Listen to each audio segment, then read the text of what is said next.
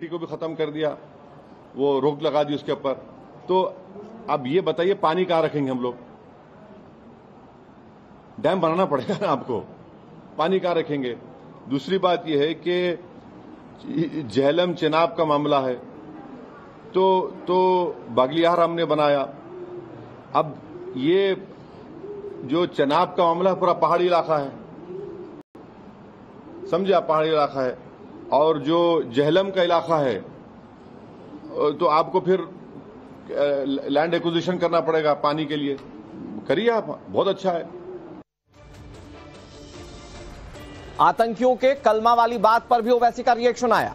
आतंकियों का मजहब नहीं होता, ये असदुद्दीन ओवैसी कह रहे हैं। कलमा ने बचाया, ये कौन सी बात हुई? ये ओवैसी साहब कह रहे हैं। सुनिए जरा ओवैसी साहब कलमा को लेकर क्या कह रहे हैं।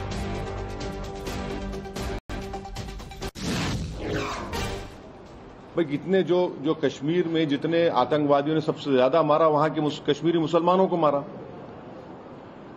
सबसे ज्यादा मरने वाले वो है वहां पे, तो उसके बारे में क्या बोलेंगे आप? ये तो एक आइडियोलॉजी है ना, ये तो टेररिज्म की एक आइडियोलॉजी है। तो बड़ी अफसोस की बात है कि इतना बड़ा अंग्रेजी का अखबार होकर आप इस तरह की हेडलाइन कैरी करते हैं, द कलमा सेव्ड देम और द कलमा was the difference. You can not carry such headlines. You cannot generalize the whole great religion of Islam. तो ओवैसी ने दरअसल उन लोगों पर सवाल खड़े कर दिए जिन्होंने अपने पति को खोया, पिता को खोया या बेटे को खोया। आपको ना एक परिवार की आप बीती सुनाते हैं। ओवैसी जैसे नेताओं को इनका दर्द समझना चाहिए। आपको नेवी अधिकारी लेफ्टिनेंट विनय नरवाल के परिवार ने क्या कहा वो सुनाते हैं, फिर आप समझिए कि जो लोग डिफेंड कर रहे हैं या जो लोग इस पर दूसरी थ्योरीज निकाल रहे हैं उनका क्या जवाब होना चाहिए।